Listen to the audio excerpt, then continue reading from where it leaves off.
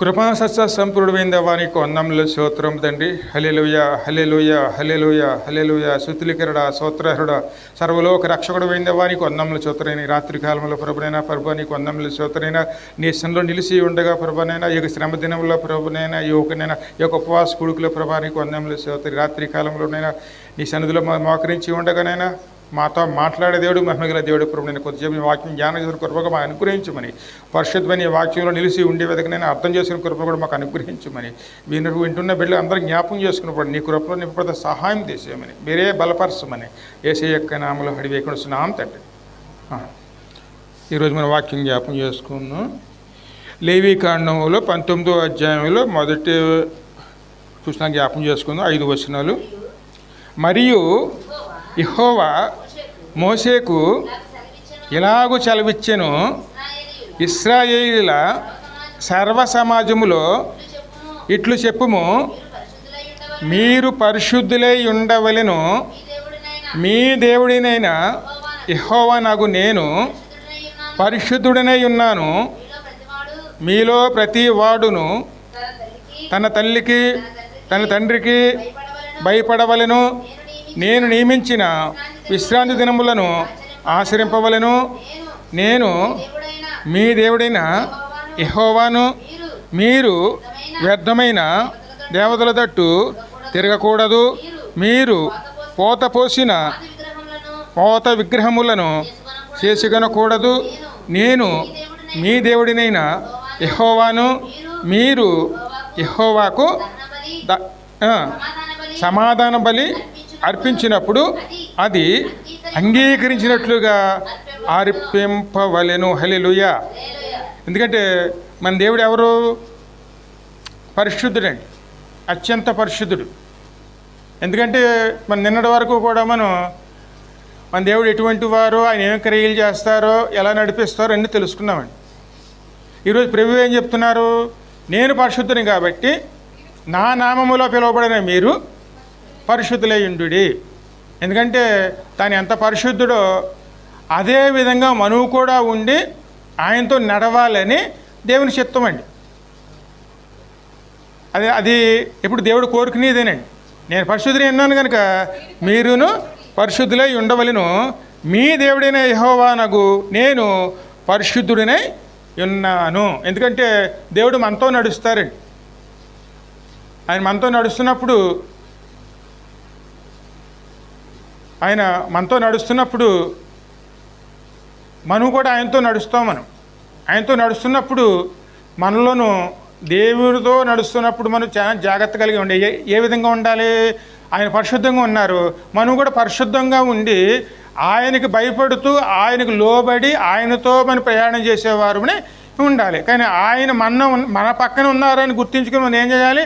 ప్రతి చోట మనం ఎక్కడ నివసిస్తున్నాం, ఎక్కడైతే ఉంటున్నామో అక్కడ ఏ పరిస్థితుల్లో ఉన్నా సరే ఆ పరిస్థితుల్లో కూడా, అన్ని పరిస్థితుల్లో కూడాను మనం సమస్తం కూడా మన వల్ల ఎటువంటి దోషం రాకుండా మనం జాగ్రత్త పడేవారునే ఉండాలి. ఎందుకంటే మనతో వస్తున్న వారు పరిశుద్ధులు. ఆయన అపవిత్రతను ఆయన ఒప్పుకునేవారు కాదండి. ఆయన సమర్థించే దేవుడు మాత్రం కాదండి. అటువంటి పరిస్థితులు వస్తే ఆయన అక్కడి నుంచి ఆయన తప్పుకుంటారు తప్ప ఆయన దాన్ని సమర్థించేవారు మాత్రం కాదండి. కాదు కాబట్టి మనం ఏం చేయాలి? ప్రతి ఒక్క విషయంలోనూ, ప్రతి సందర్భంలో కూడా మనం ఎక్కడైతే మనం ఉన్నామో, నివసిస్తున్నామో, ఏ విషయంలో అయితే ముందుకు వెళుతున్నామో ఆ విషయాల్లోనూ మన దేవునికి ఎటువంటి అవమానం కలగకుండా మనం జాగ్రత్త పడేవారునే ఉండాలండి. మాట వల్ల కానీ, క్రియ వల్ల కానీ, అలా అదేవిధంగా మన ప్రవర్తన వల్ల కానీ, ఏ పరిస్థితులైనా సరే, ఏ స్థితిలో అయినా సరే దేవునికి ఏం కలగకూడదండి? అవమానం కలగకుండా జాగ్రత్త పడేవారునే ఉండాలి. ప్రతి ఒక్క దాంట్లో మనం దేవుని యొక్క పరిశుద్ధతను మనం జ్ఞాపకం చేసుకుని ఆ పరిశుద్ధతలో మనం ఉండటానికి ప్రయాసపడేవారునే ఉండాలి. అది దేవుని చిత్తం అండి. అలాగే విగ్రహములు, అది ఎటువంటి విగ్రహములైనా సరే, ఎందుకంటే ఏసైపోటీ అయినా సరే, ఏదైనా సరే దానికి సాగిలపడటం అంటే విగ్రహములుగా ఆరాధన అనేది దేవుడు ఒప్పుకునేవారు కాదండి. ఆ విషయాలు మనం జాగ్రత్త కలిగి ఉండాలి. ఎందుకంటే మనం ఏం చేస్తాం? ఏదో ఒకటి ఫోటో లేకుండానే మనం ప్రార్థన చేయలేమండి. ఏదో ఒకటి ఉండాలి మనకి. ఎందుకంటే అంతకు మునుపు మనం అటువంటి స్థితి నుంచి బయటకు వచ్చేవారం కాబట్టి మనం ఏదో ఒకటి ముందు పెట్టుకుని ప్రార్థన చేస్తూ ఉంటామండి. అది విగ్రహారాధనకు సంబంధించింది. విగ్రహారాధన అంటే దేవునికి ఇష్టం. ఎందుకంటే ఆయన ఎప్పుడు నిరాకారుడు. ఆయన ఏ రూపంలో ఉండరు కాబట్టి, ఆయన అన్ని రూపంలో ఉండగలుగుతారు కాబట్టి ఒక రూపంలో దేవుణ్ణి ఆరాధించేవారే ఉండకూడదండి. అందుకే ఎప్పుడు కూడాను విగ్రహము అంటే ఒక ఫోటో, ఒక బొమ్మ, అది ఏదైనా సరే, ఒకవేళ ఏసై ఫోటో అనుకుంటారేమో, ఏసై ఫోటో అయినా సరే అది దేవుని సమర్థించే దేవుడు కాదండి. ఆ విషయాల్లో కానీ మనం అలా రాజీ పడ్డామనుకోండి, ఆ బాధల్లో కూడా మనం రాజీ పడవలసిన వారమే ఉంటామండి. ఎందుకంటే నేను రోషము గల దేవుడను. దేవుని రోషం ముందు మనం నిలవగలమా? అందుకే మనం దేవుడు ఏమొద్దన్నారో అది తీసి అవతల పెట్టేయాలి. అది ఫోటో ఉండకూడదు. అది ఎప్పుడు కూడా ఆత్మతోనూ సత్యముతోనే ఆరాధించాలి తప్ప, అంతరంగంలో దేవుడిని ఆరాధించాలి తప్ప ఏదో ఒక ఫోటోకి నమస్కారం చేసేవారిగా ఉండకూడదండి. అది ఏసే ఫోటో అయినా సరే, ఎవరి ఫోటో అయినా సరే. ఎందుకంటే ఫోటో అంటే అక్కడ విగ్రహాన్ని దేవుడు ఎప్పుడు కూడా సమర్థించేవారు మాత్రం కాదు. ఎందుకంటే ఆయన మనకు రూపాన్ని ఇచ్చారు కానీ మనము ఆయనకు రూపాన్ని ఇవ్వకూడదండి. అంటే రూపాన్ని ఇచ్చేంత వారం కాదు మనం. కాబట్టి ఆ రూపాన్ని ఇచ్చేది మనం ఇవ్వకూడదండి. దేవుడు దాన్ని సమర్థించడు. ఎందుకంటే ఆయన మనల్ని నిర్మించారా లేకపోతే మనం దేవుడిని నిర్మించామా? ఆయనే మనల్ని నిర్మించారు కాబట్టి, ఆయన చేతిలో మనం నిర్మించబడ్డాం కాబట్టి మనం ఎలా ఆయన ఎలా ఉంటారని నిర్మించగలం మనం? అది ఒప్పుకునేవారు కాదండి ఆయన. అందుకే ఆ విషయాల్లో కూడా స్పష్టంగా ఇందాక ఇందులో వాక్యాలు హెచ్చరించారు కదండి. ఆ విషయాల్లోనూ అది ఉన్నాయంటే అక్కడ దేవునికి ఆగ్రహానికి గురి కావాల్సి వస్తున్నారు. ఏదో రూపంలో మనకి అది బయలుపరచబడుతూనే ఉంటుందండి. దయచేసి ఏం చేసుకోవాలి? మనం దాని నుంచి దూరంగా వెళ్ళేవారునే మనం ఎందుకు వెళ్ళాలి? దేవుడు పరిశుద్ధుడు. అలాగే మనం కూడా ఆయనతో వెళుతున్నాం కాబట్టి ఆయన దాన్ని సమర్థించడండి. ఆ విషయంలో మాత్రం ఆయన సమర్థించడు. మరి ఎందుకంటే అదేవిధంగా మనం ఎక్కడైనా సరే ఒక బూతు మాట్లాడామనుకోండి, ఆయన మనల్ని సమర్థించడు. ఆ విధంగా ఉన్నందుకు శిక్ష అనుభవించవలసిందే మనం.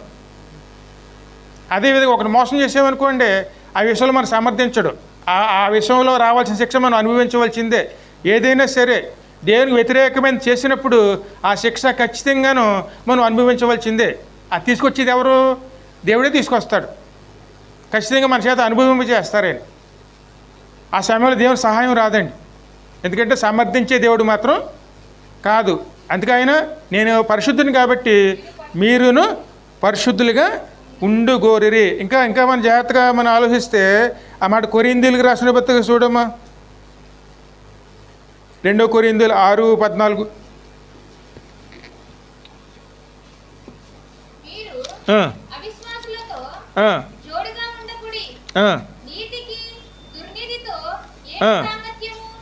ఎందుకంటే దేవుని విషయాల్లో ఏ విషయాలైనా సరే మరి ఎక్కడ జాగ్రత్తగా ఉండాలి అమ్మా? మీరు అవిశ్వాసులతో జోడిగా ఉండకుడి, నీతికి దుర్నీతికి ఏమి సాంగత్యము, వెలుగుకు చీకటితో ఏమి పొత్తు, క్రీస్తునకు బెలియాలతో ఏమి సంబంధము, అవిశ్వాసితో విశ్వాసికి పాలెక్కడది. ఈ విషయాల్లోనూ దేవుడు ఎప్పుడు కూడా చూస్తూ ఊరుకునే దేవుడు కాదండి. ఎందుకంటే కొన్ని సందర్భాల్లో మనం ఏం చేస్తామంటే అయ్యే సరదాగా ఉంటాయి, ఆటపాటలాగా ఉంటూ కనపడవచ్చు. కానీ నిలవబడడానికి చోట కూడా వెళ్ళి మనం నిలబడి ఆ పనులు చేస్తూ ఉంటామండి. ఆ స్థలాల్లో మనం నిలవకూడదు, కానీ ఆ స్థలాలు నిలుస్తాం. వాళ్ళు చేసే పనులు మనం చేస్తాం. ఆ విషయాలు మనం ఖచ్చితంగా అందులో సంతోషం ఏదో ఉంటుంది అనుకుంటాం, సంతోషం ఉండదండి. ఆ తర్వాత మన నేరస్తులుగా మారుతామండి. అనేక సందర్భాల్లో అండి. అటువంటి సందర్భాలు ఏమంటారేమో, ఎందుకంటే ఆ సమయంలో ఊరేగింపులు ఉంటాయి. ఊరేగింపులు కానీ కాడకే అన్యులు చేసేటువంటి ఇళ్ళగడ చేసే పనులు కానీ కొన్ని విడిచిపెట్టి బయటకు వచ్చేసాం మనం. కానీ ఏం చేస్తాం మనం? ఇంకొను మన ఇళ్ళగడ కొనసాగించుకుంటూనే ఉంటాం. కారణం ఏమిటి? మన అవిశ్వాసులతో మనం సహవాసం చేస్తున్నాం కాబట్టి. వారు చేస్తున్న మన ఇళ్లలో కూడా ఉండాలని ఏం చేసుకుంటున్నామండి? అవన్నీ కోరుకుంటున్నాం కాబట్టి అవన్నీ ఏం చేస్తున్నాయి? ఖచ్చితంగా మన ఇళ్ళకాడ ఏలుబడి చేస్తాయండి. ఎందుకంటే చీకటికి వెలుగుతో సంబంధం ఏమిటి? వెలుగున్న కాడ చీకటి ఉండదండి.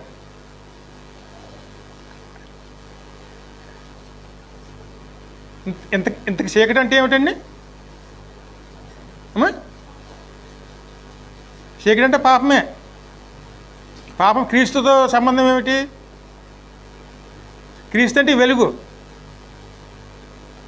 ఆ వెలుగుతో చీకటి ఉండవలసిన అవసరం లేదు. చీకటి ఉండదండి. వెలుగు వచ్చిందంటే చీకటి ఉండదు. ఇంకాను మనం చీకటి దానికి అలవాటు పడ్డామంటే వెలుగు అక్కడ ఉండదండి. ఈ విషయాలన్నీ చాలా జాగ్రత్తగా, ఎందుకంటే ఆయన పరిశుద్ధుడు, మనం ఇంకో పరిశుద్ధంగా ఉండాలి. ఎందులో ఏదో బయటకు వచ్చామో అందులోకి తిరిగి వెనక్కి వెళ్లకుండా జాగ్రత్త పడేవారునే ఉండాలండి. అవి కడకే అందులో రాజీ పడ్డాము అంటే కడకే అది దేవుని ద్వారా దండించబడటానికి కూడా కారణం అవుతుంది. ఎందుకంటే బెలియాలతో క్రీస్తుకు చదువమ్మా. క్రీస్తునకు బెలియాలతో ఏమి సంబంధము? అవిశ్వాసినితో విశ్వాసికి పాలెక్కడిది? దేవుని ఆలయముకు విగ్రహములతో ఏమి పొందిక? మన జీవము గల దేవుని ఆలయములో ఆలయం ఉన్నాం. ఎందుకంటే ఇక్కడ ఎందుకు దేవుడు ఎలా చెప్తున్నారంటే పరిశుద్ధాత్ముడు ఎక్కడ ఉంటా అన్నారండి అమ్మా?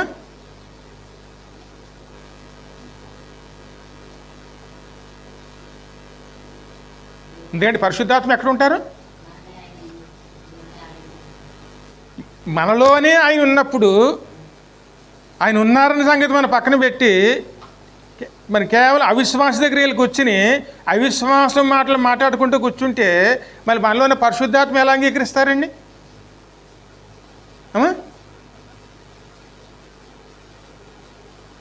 ఆయన ఉండరు అక్కడ. ఆయన ఉండడానికి అవకాశం లేదండి. అందుకే ఒకసారి వచ్చి వెళ్ళి వెళ్తా వస్తా ఉండేవారు కాదు. ఆయన వచ్చేరంటే స్వస్థతంగా ఉండాలి. అది కానీ మన అటువంటి స్థితిలో వెళ్ళి మనం అక్కడ పోగొట్టుకున్నాం అనుకోండి, మరి శాశ్వతంగా మన పరిశుద్ధాత్మని దూరం చేసుకునే వారం అవుతామండి. అందుకే ఎప్పుడు కూడా ఆత్మీయ జీవిత విషయాల్లో మాత్రం రాజీ పడకూడదండి. ఏ విషయాల్లో అయినా రాజీ పడవచ్చు, కానీ ఆత్మీయ జీవితం వేరు, లోక జీవితం వేరు. లోక జీవితంలో మనం ఎవరితోనూ సహవాసం చేయొచ్చు, కానీ ఆత్మీయ జీవితాల్లో మాత్రం చాలా జాగ్రత్తగా ఉండాలి. ఆత్మీయ జీవితం దేవునితో ముడిపడి ఉంటుందండి. ఎందుకంటే మనతో వస్తున్న మన దేవునితో ఆత్మీయ జీవితం ముడిపడి ఉంటుంది. మరి అటువంటి అప్పుడు మనం అక్కడ రాజీ పడ్డామనుకోండి, దేవుడు రాజీ పడ్డాం, ఆయన రాజీ పడ్డ, మనం రాజీ పడ్డామని చెప్పి ఆయన రాజీ పడ్డరండి. అందుకే ఇక్కడ పౌలు ఏమి హెచ్చరిస్తున్నారండి? మనము జీవము గల దేవుని ఆలయమై ఉన్నాము, అందుకు దేవుడు ఇలాగూ సెలవిచ్చుచున్నారు, నేను వారిలో నివసించి సంచరింతును, నేను వారి దేవుడినే యుందును, వారు నా ప్రజల యుందురు, కావున మీరు వారి మధ్య నుండి బయలు వెళ్ళి ప్రత్యేకముగా ఉండి. ప్రత్యేకంగా ఉండడం ఏంటి? ఆత్మీయ జీవితంలోనండి. ఆత్మీయ జీవితంలో ఎప్పుడు రాజీ పడకూడదండి. మన బంధువులు కాదా, మన స్నేహితులు కాదా, మన ఇంటి వారు కాదా, సొంత అక్కైనా సరే, సొంత చెల్లెలైనా సరే, ఈ విషయంలో రాజీ పడ్డామంటే మన ఆత్మీయ జీవితం అక్కడితో ముగిసిపోతుందండి. మన ఇంట్లో వారు అవ్వచ్చు, రక్త సంబంధులు అవ్వచ్చు, కానీ దేవుని విషయం వస్తే అక్కడ రాజీ పడకూడదండి. ఎందుకంటే ఆత్మీయ జీవితం ఒకసారి పడిపోయిందంటే మళ్ళీ కట్టుకోవడం అనేది చాలా కష్టపడాలి. అందుకే ఎప్పుడు కూడా దేవుడు సమర్థించడండి. మరి ఈ మాటలు ఎందుకు చెప్తున్నారు? ఆయన మనతో నడుస్తున్నారు. మనతో నడవడమే కాదు, ఆయన ఆత్మ ఖచ్చితంగా మనలోనే ఉంది. ఆయన మనలో నివసిస్తున్నారు. ఆయనే మన దేవుడు, ఆయన ప్రజలు మనం, ఆయన ఇంటి వారం మనం. మరి మనలోనూ ఆయన ఎలా ఉండాలని కోరుకుంటారండి?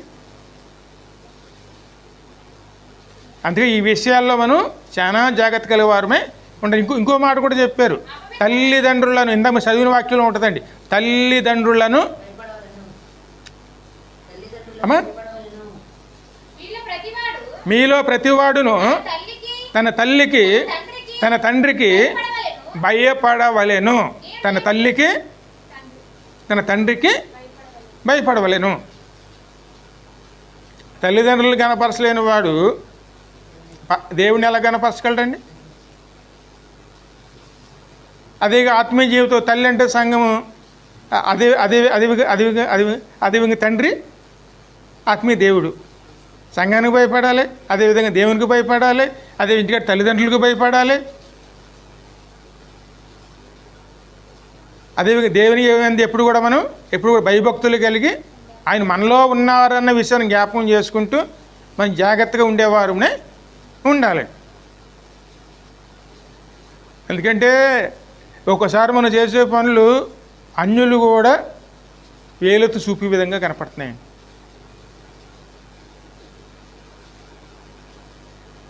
వాళ్ళే వేలెత్తి చూపుతున్నారంటే ఇంకా దేవుడు ఎంత నొచ్చుకుంటారండి అక్కడ.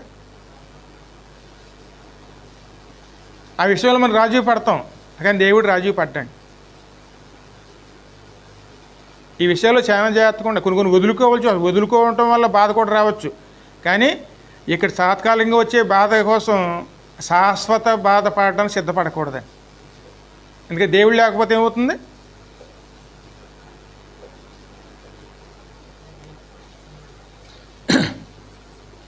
ఇంకా ముందు చదివితే యెహెజ్కేలు గ్రంథం చూడము 14 అధ్యాయం 3వ వచనం. నరపుత్రుడా, ఈ మనుషులు తమ హృదయములలో విగ్రహములని నిలుపుకొని రోషము పుట్టించు అభ్యంతరములను తమ ఎదుటినే పెట్టుకుని ఉన్నారు. ఎందుకంటే బయటికి కనపడకపోవచ్చు, కానీ హృదయంలోను విగ్రహములకు సంబంధించిన ఆలోచనలు ఉంటాయండి. ఇంట్లోనే కాదండి, మనం హృదయంలో పెట్టుకున్నా సరే దేవునికి అభ్యంతరమే. అందుకే అంతరంగ శుద్ధి, ఆత్మతోనూ సత్యముతోనే ఆరాధించాలి. అంతరంగంలోనూ దేవునికి వ్యతిరేకమైన భావాలు పెట్టుకునేమైనా, అంతరంగంలో దేవునికి వ్యతిరేకమైన విగ్రహం లాంటి, అంటే ఒకళ్ళు డబ్బాసు ఉంటుంది, అదేవిధంగా ఒకరికి ఈ లోకాసులు ఉంటాయి, అవన్నీ విగ్రహాలేనండి. అవన్నీ పెట్టుకుని దేవుని ఆరాధించాలనుకుంటే అది కూడా మనకి ఇబ్బందికరంగా మారుతుందండి. అవన్నీ కూడా అన్నిటికన్నా ఎవరు ముఖ్యం మనకి? అన్నిటికన్నా దేవునే ముఖ్యమైన. అందుకని ఆయన మనతో నడుస్తున్నారు, ఆయన మనలో ఉన్నారు, మనం ఆయనలో ఉన్నాం. అన్నిటికీ ఆయనే ముందు, ఆయనకి మొదటి స్థానం ఇచ్చేవారునే ఉండాలండి. ఇవన్నీ కూడా దేవుడు పరిశీలన చేస్తారండి. ఎందుకంటే ఆయన పరిశుద్ధుడు కాబట్టి మనమును పరిశుద్ధంగా ఉండటానికి ప్రయాసపడేవారునే ఉండాలి. అదేవిధంగా 1 పేతురు చూడు 1వ అధ్యాయం 15-16 వచనాలు.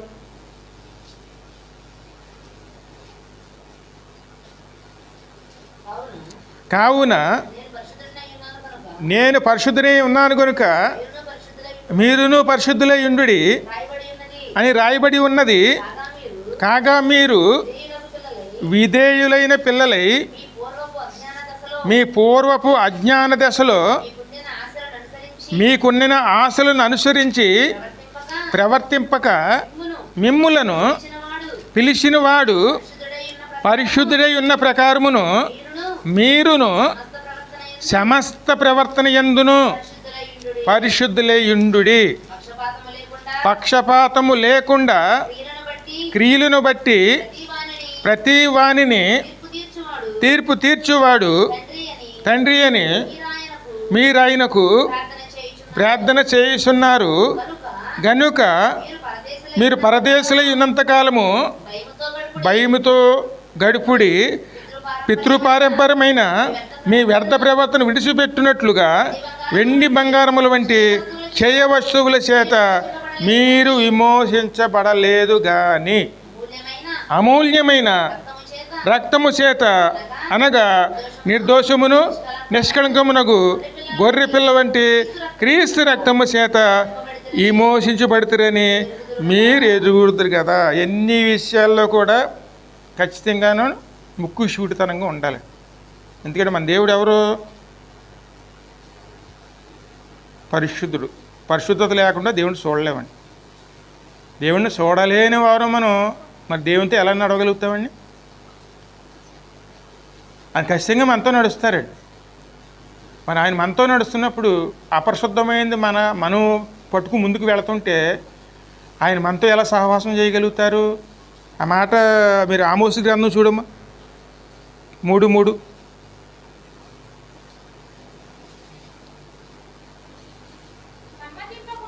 సమ్మతింపకుండా ఇద్దరు కూడి నడుస్తారా? ఇద్దరు నడుస్తున్నారనుకోండి, ఇద్దరు ఆలోచనలు ఒకటి కాకుండా నడవగలరండి?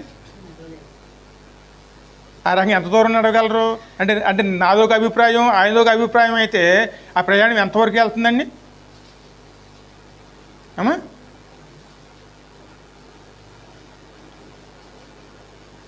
ఎందుకంటే మన ప్రయాణం ఏదో ఒక క్షణంలో ముగిసిపోయేది కాదండి. దేవుడు పిలుపునిచ్చే వరకు కూడా ప్రతిరోజు ప్రయాణమేనండి. అప్పుడు ఇద్దరు కలిసి నడవాలి. ఇద్దరు ఎవరు? దేవుడు, మనము. మన అభిప్రాయాలు కలవకపోతే ఆయన అభిప్రాయం వేరు, మన అభిప్రాయం అయితే ఇంకా మన ప్రయాణం ఎంత దూరం వెళ్తుంది?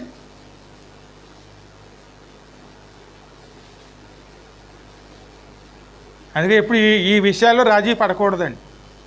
ఈ విషయాల్లో జాగ్రత్తగా ఉండి దేవునితో సహవాసంలో ముందుకెళ్ళటానికి ప్రయాసపడాలి. ఎందుకంటే అదే విధంగాను ఒక దేవునితోనే కాదండి, ఇంకా బయట కూడా. రోమీయులు చూడు 12:18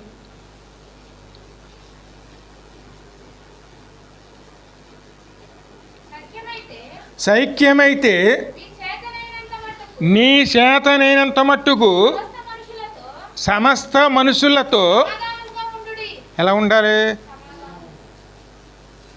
అంటే మనకి పక్కనున్న వారితోనూ ఎవరైనా సరే, వాళ్ళు ఉన్నవాళ్ళ లేని వాళ్ళ, ఆ కులమా ఏ కులమా అని సంబంధం లేదండి.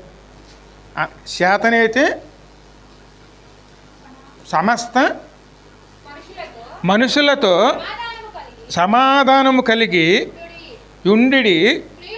ప్రియులారా, మీకు మీరే పగ తీర్చుకొనక దేవుని ఉగ్రతకు సోటు ఇయ్యుడి. మరి ఈ మాటలు ఎందుకు మాట్లాడుతున్నారు? వాళ్ళు అలాగన్నారు, వాళ్ళు మాట అన్నారు, మనకు 4 మాటలు అన్నాం అనుకోండి. అందుకే ప్రతి ఒక్కరితో మనతో ఏముండాలి? సమాధానం అండి. ఇంటి పక్కల వాళ్ళు కావచ్చు, ఇరుగు పొరుగు వారు కావచ్చు, మనం ఎక్కడున్నా సరే, ఎంతటి వారైనా సరే, అవతల వారు అభ్యంతరంగా మాట్లాడినా సరే, అక్కడ సమాధానం కోసం ప్రయాసపడాలి తప్ప దాన్ని పెంచుకునే వారమే ఉండకూడదండి. అటువంటి దానికి ఎప్పుడు కూడా దేవుడు ఎప్పుడు సమర్థించలేడు. అటువంటి మనం ఇబ్బంది పడ్డామా ఆ దేవునికి అప్పచెప్పేయాలి. అప్పచెప్పేస్తే న్యాయమైన తీర్పు ఆయన తీసుకొస్తాడు ప్రతి ఒక్క విషయంలోనండి. కానీ దాన్ని ఇంకా మనం అలాగే కొనసాగించుకుని ఏదో మన చేతులతో మనం చేద్దామని ప్రయత్నం చేస్తే ఎక్కడికి మనం నేరస్తులుగా మారుతామండి. అందుకే సాధ్యమైనంత మట్టుకు సమస్త సౌఖ్యమైతే మీ చేతనైనంత మట్టుకు సమస్త మనుషులతో సమాధానముగా ఉండుడి. ప్రియులారా, మీకు మీరే పగ తీర్చుకొనక దేవుని ఉగ్రతకు చోటీయుడి. పగ తీర్చుడి నా పని, నేనే ప్రతిఫలమునిత్తునని ప్రభు చెప్పుచున్నాడు అని వ్రాయబడి ఉన్నది. కాబట్టి నీ శత్రువు ఆకలి కొని ఉంటే అతనికి భోజనం పెట్టుము, దప్పికొని ఉంటే దాహమిమ్ము. అలాగే చేయటం వలన అతని తల మీద నిప్పులు గొప్పగా పోయుదువు. కీడు వలన జయించక మేలు చేత కీడును జయించుము. ఇది మనం నడవలసిన విధానం అండి. కీడు చేత ఏదో సాధిద్దామని అనుకోకూడదండి. మేలు చేసి కీడుని జయించాలండి. అది తిట్టారా, అది తిడితే తిట్టినాయండి, అంతలేదా వాళ్ళ వల్ల మన నష్టం కలిగిందా, వస్తే రానివ్వండి. అది వాళ్ళు సిగ్గుపడే విధంగా వారి అవసరాలు మనం తీర్చేవారునే ఉండాలి. ఆకలి అయితే అన్నం పెట్టండి, దప్పికైతే దాహం తీర్చండి. అలా ఏమైనా అవసరం ఉంటే తీర్చండి. ఆ సమయంలో అంతకుముందు వాళ్ళు చేసిన ప్రవర్తనకి వాళ్ళే సిగ్గుపడతారు, అప్పుడు వాళ్ళు మారుతారు. కానీ వాళ్ళకన్నా ఇంకానూ మనం కఠినంగా ఉన్నామనుకోండి, అగ్ని ఆరదండి, ఇద్దరు దహించిపోతారండి. అందుకే ఎప్పుడు కూడా ఈ విషయాల్లో, ఎందుకంటే మనతో నడుస్తున్న వారు సమాధానకర్త, ఆయన మనతో ఉన్నారు, మనలో ఉన్నారు. కాబట్టి ఈ విషయాల్లోనూ చాలా జాగ్రత్త కలిగిన వారునే ఉండాలి. ప్రతి ఒక్క విషయంలో ఏముండాలి? సమాధానంతో వెళ్ళేవారునే ఉండాలి. అదేవిధంగా మత్తయి సువార్త చూడము 5వ అధ్యాయం 9వ వచనం.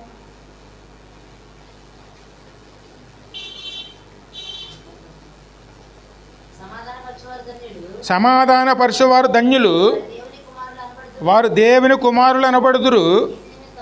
నీతి నిమిత్తము హింసించబడి వారు ధన్యులు, పరలోక రాజ్యము వాడదండి. ఎందుకంటే ఎప్పుడైతే మనం దేవునికి భయపడి సమాధానం నిలవడానికి ప్రయాసపడతామో అప్పుడు నీతిమంతులుగా దేవుడు ఆయనే ఖచ్చితంగా మన పక్కన నుండి ఆయన తీరుస్తారండి. అందుకే దేవుని బిడ్డలు ఎప్పుడు దేనికి లోబడాలి? దేవుని యొక్క ఆయన ఆయన సన్నిధికి లోబడేవారునే. అదే ఎబ్రీలు 12:14 చూడమ్మా.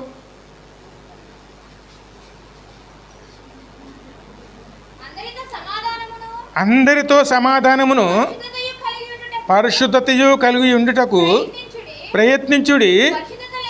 పరిశుద్ధత లేకుండా ఎవడను ప్రభువును చూడడు. మీలో ఎవడైనాను దేవుని కృప పొందకుండా తప్పుపోవునేమో అనియు చేదైన వేరు ఏదైనా మొలిసి కలవరపరచుట వలన అనేకులు అపవిత్రులేమో అయిపోదురేమో అనియు ఒక పూట కూటి కొరకు తన జ్యేష్ఠత్వాన్ని హక్కును అమ్మివేసి ఏసావు వంటి భ్రష్టుడైనను వ్యభిచారి అయినను ఉండినేమో అనియు జాగ్రత్తగా చూసుకొనుడి. ఎప్పుడు కూడా మన హృదయాన్ని మనం పరిశీలన చేసుకుని దేవునితో ఉన్నామా, దేవునితో నడవటం లేదా? ఎందుకంటే ఆయన ఒక్కసారి కనుక ఆత్మీయ జీవితంలో ప్రభుకు దూరం అయ్యామంటే మళ్ళీ దాన్ని సరి చేసుకోవటం అనేది చాలా కష్టమండి. ఎందుకంటే ఆయన మనతో నడుస్తున్నారు, ఆయనతో మనం నడుస్తున్నాం. ఇద్దరు అభిప్రాయాలు కనుక భేదం అయిందంటే మళ్ళీ సమాధానం రావాలంటే చాలా కష్టమండి. అందుకే ఎప్పుడు కూడా దేన్ని వెతకాలి మనం? ఇప్పుడు సమాధానం. అందుకే మరి ఎలాగ వెళ్ళాలంటే మనుషులుగా మనకు కష్టమేనండి. అలా చెప్తారయ్యా, బాగానే చెప్తారు, కానీ ఆ సమయం వస్తేనే ఖచ్చితంగాను ఇలాగే ఉండవలసి వస్తుంది. ఎందుకంటే అవతలవాడు మాట అంటే అనకుండా మనం ఉంటామా అమ్మా? ఇంట్లో ఉన్న వాళ్ళ యజమాని అంటేనే మనం ఊరుకోమండి. ఓ మాట అంటే 4 మాటలు అంటాం. అటువంటి పరాయి వాళ్ళు అంటూ ఊరుకుంటారా? అందుకే ఇక్కడ ఎవరి సహాయం తీసుకోవాలి? ఆ మాట మీరు చదవాలి. కీర్తన 19 కీర్తన 13వ వచనం.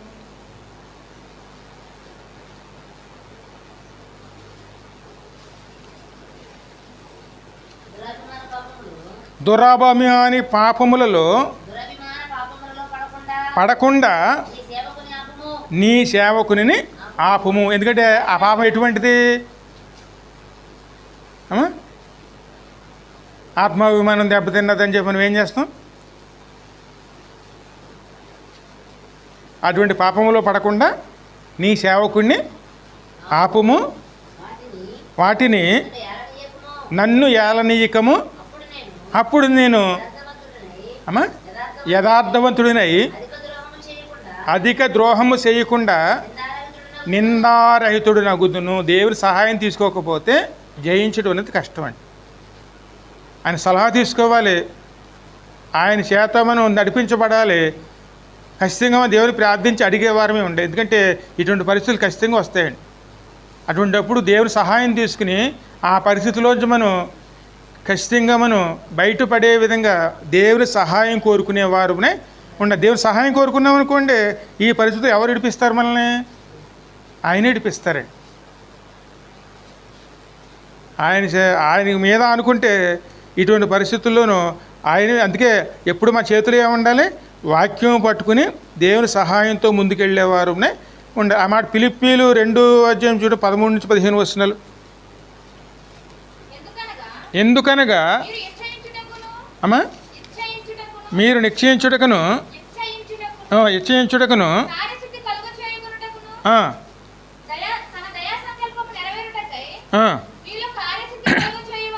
ఎందుకనగా మీరు ఇచ్చించుటకును కార్యసిద్ధి కలగజేసుకున్నటకును తన దయా సంకల్పం నెరవేరుటకై మీలో కార్యసిద్ధి కలగజేయువాడు దేవుడే. మీరు మూర్ఖమైన వక్రజనము మధ్య నిరపరాధులను నిష్కళంకులను అనింజులనైన దేవుని కుమారులగినట్లు సనుగుళ్లను సంశయములు మాని సమస్త కార్యములను చెయ్యుడి. ఇంకే ఎప్పుడు కూడా దేవుని బిడ్డలు ఏముండకూడదండి? శనుడు ఎంత ప్రమాదమో అదేవిధంగా సంశయములండి. చెయ్యాలా వద్దా, చెయ్యాలా వద్దా, చేద్దామా మానేద్దామా, చేద్దామా మానేద్దామా అన్న ఆలోచన ఉండకూడదండి. అదేవిధంగా శనుగుడు అండి, నేనే చెయ్యాలా, వాళ్ళు ఎందుకు చేయరు,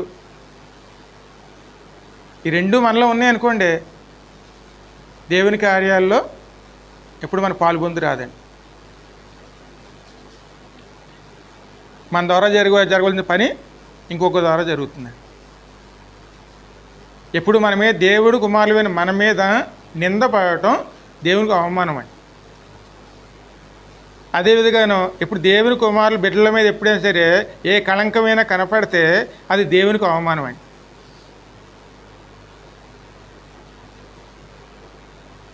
ఆయన మనతో నడుస్తున్నారు, ఆయన ఆయన ఆయన ఏ విధంగా నడుస్తున్నారు, మనతో తండ్రిగా నడుస్తున్నారు.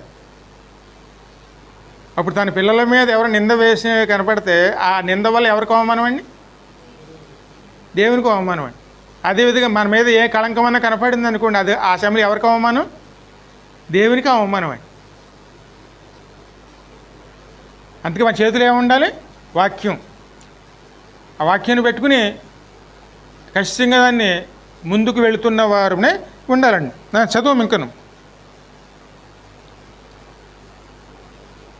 దేవుడు కుమారులగినట్లు సణుగుళ్లను సంశయములు మాని సమస్త కార్యములు చేయుడి.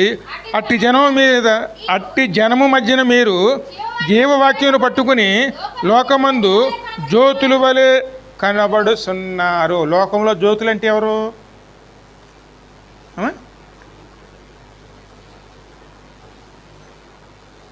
ఎప్పుడు వాక్యం చేతిలో పెట్టుకుని లోకంలో ఎప్పుడు సువార్త ప్రకటిస్తారు చూడండి, వాళ్ళు ఏమంటాం మనం?